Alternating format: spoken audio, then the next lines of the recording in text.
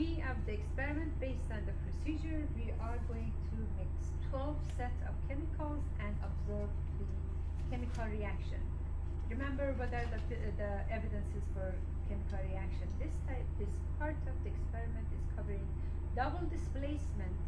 It has another name, is Methods' reaction, or partner changing type of reaction. Those are different names that they are referred to, but it's double displacement. If there is a benefit or more stable product is forming, the reaction will take place, and not every two chemicals you react is going to interact and gives us a new compound. So if there is no reaction, simply say no reaction. But if there is a reaction, you pay attention, what's the evidence for reaction? If precipitate forms, what is the color of the precipitate? And then we deal with the chemical reactions later. But for now, we are just going to look for evidence for the reaction. So we are going to start this. We have 12, as I said. Test tube 1 is going to be mixture of barium chloride. I add 5 drops of barium chloride to test tube 1, and 5 drops of barium chloride. To this test tube, I'm adding sodium sulfate.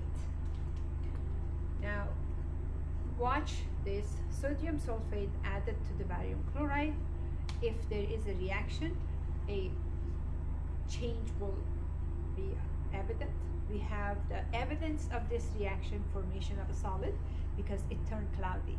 A white powder has formed. Both solutions, let's see if I can grab both of them at the same time. Both solutions that I mixed, they were colorless, looking like water. This is the mixture. So that means a new compound has formed and the reaction has taken place. We are going to the next, or test tube 2, silver nitrate. We add the silver nitrate, few drops of silver nitrate, and to this, that's my silver nitrate, and to this one, we are thank you, Andrew. We are adding sodium chloride. Again, 2 clear solution. If a precipitate forms, that means a reaction has taken place. So we look at this. Again, a white powder has formed. The evidence for chemical reaction is formation of solid or formation of precipitate. Next, this is for test tube number 3. In this test tube, we have lead nitrate and potassium iodide. We are going to add the lead nitrate. Pay attention to appearance of the reactants.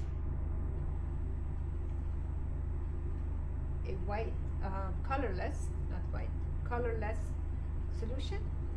And when we add the, again, colorless solution of potassium iodide, the product is this bright yellow color powder that is forming, which is suspended in the solution.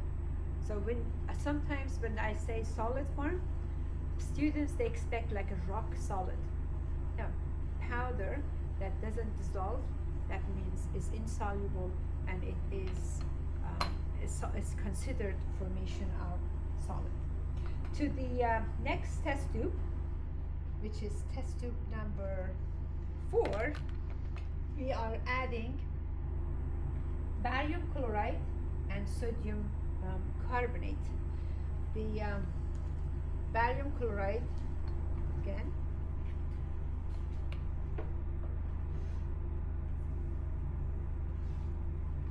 these are, most of them are clear, colorless solution, and we are adding sodium carbonate. If there is a reaction, we will observe formation of solid, formation of bubbles, gas, but most of these reactions are, if it happens, is formation of solid. So we see that the solid formed again. How do we know the solid formed? Because it turned cloudy. Okay, don't expect again a rock solid.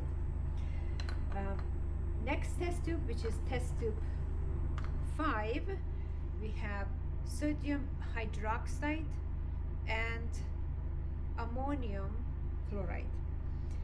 Sodium hydroxide, a colorless solution. So that's my sodium hydroxide. I'm adding ammonium chloride. Also, ammonium chloride is colorless solution.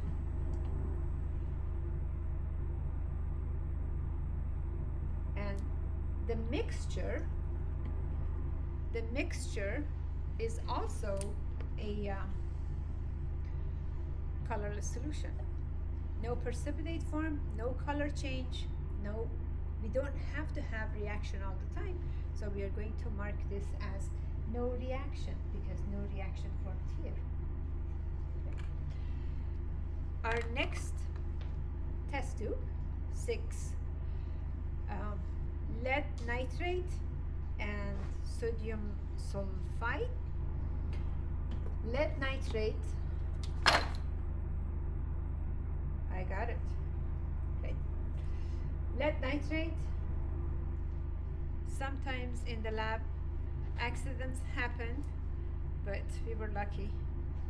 We didn't knock out any test tubes. Which, if that happens to you, just have to remember what you learned about the safety rule, how to clean up any incidents or accidents that happens in the lab. So sodium sulfide added to lead nitrate. We are looking for, again, evidence for reaction. The two solutions, they were both clear, colorless solution. We are getting similar evidence, but these are different compounds.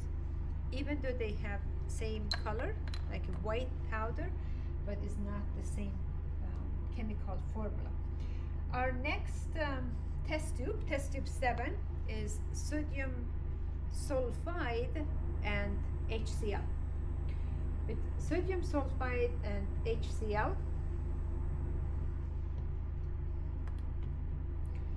the sodium sulfide and HCl.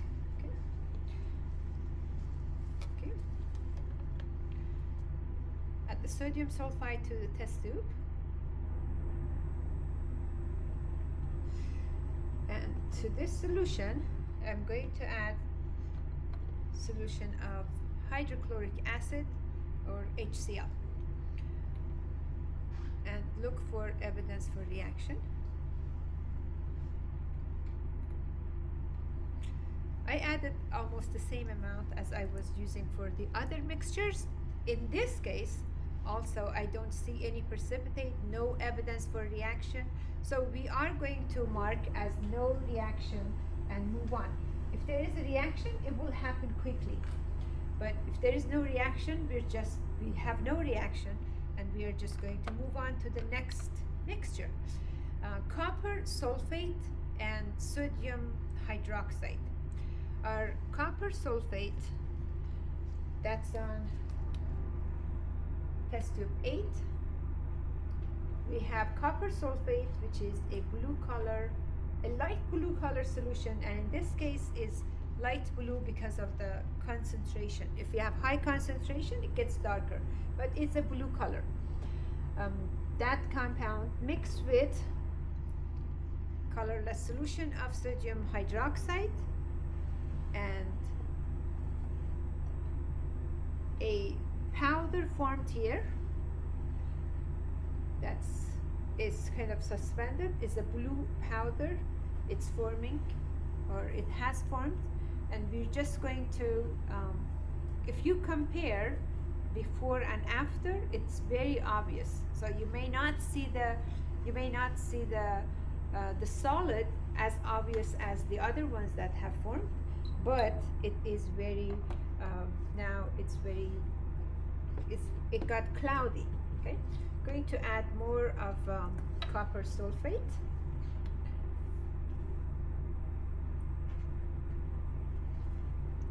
See, it's a lot more obvious now. Very cloudy mixture. It's not transparent. Okay, it's not transparent. You cannot see the other side of the test tube, and that means a solid has formed that did not dissolve in water and is suspended, and it makes this cloudy solution. Test tube number 9, we have lead nitrate again and potassium chromate. So lead nitrate, this one is test tube number 9, adding lead nitrate with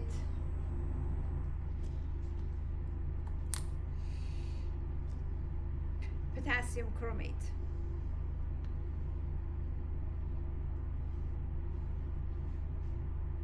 Okay, you see the solution is of potassium chromate. It's yellow color, but it is transparent. It's clear solution. When we are mixing this with the lead nitrate, a product forms that is not soluble. It is yellow color, precipitate. So the compound that is clear solution, that means in water, potassium chromate has dissolved. It's soluble in water, but the product that is forming here, which I know it is a lead chromate, and I wanted you to come up with the name and the formula for it, is the lead chromate that is a solid, in solid form, means that it did not dissolve in water. Test tube number 10, we have iron nitrate. So I am lucky because I have Andrew here. He puts everything like in order and organized for me. But for you, just look for when you are in the lab, you have to look through all these bottles and get the right one based on the procedure. Now we have iron nitrate, a yellow color solution, and we are going to mix it with sodium hydroxide and look for evidence for the reaction. See the color difference here? It changed color, it turned cloudy, it's not transparent anymore, so there is a chemical reaction. These two compounds, they were lead nitrate and sodium hydroxide. So we have a mark here before I forget that there was a reaction for them. Okay. Silver nitrate with sodium hydroxide.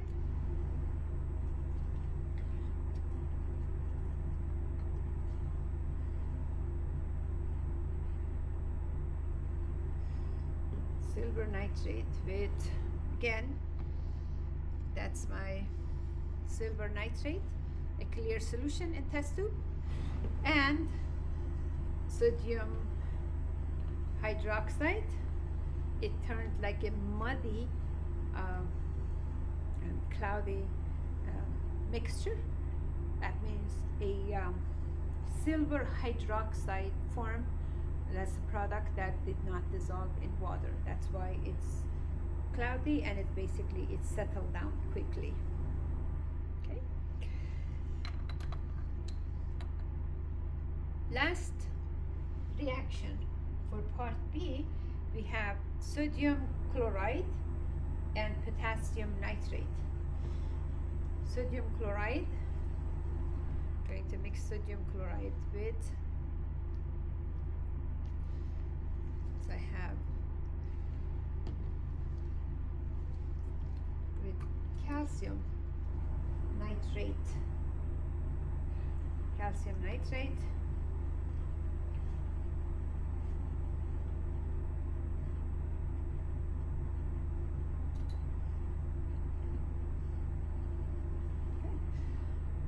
As I mix the two, there is no change. We still have a clear, transparent, colorless solution. and this indicates no reaction. So I just make sure that we put no reaction for this. I hope I was a good lab partner to you, and you were able to record all the observation, watch it carefully, rewind it, look around, and record all the evidence for the reaction, color for the precipitate. That's based on the procedure that is asking you.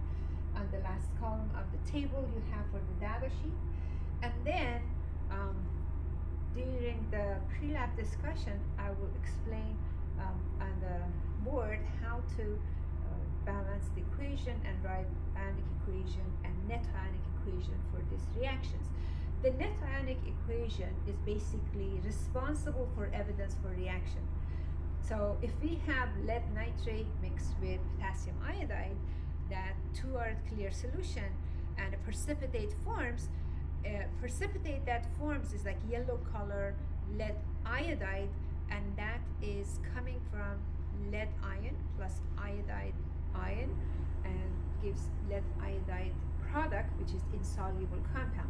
That part of the reaction is the net reaction. Now if we have the lead nitrate, or if we have lead acetate, still we are going to get same type of reaction or evidence, because what's the key is lead, not the nitrate, because nitrate in this case acts as a spectator ion. The same way that it appears on the reactant side, it appears on the product side. Okay, thank you. This is the end of the experiment 7. I hope you enjoyed this chemistry lesson today. Subscribe for clear explanations, experiments, and chemistry tips that help you succeed. Like, subscribe, and share with a classmate.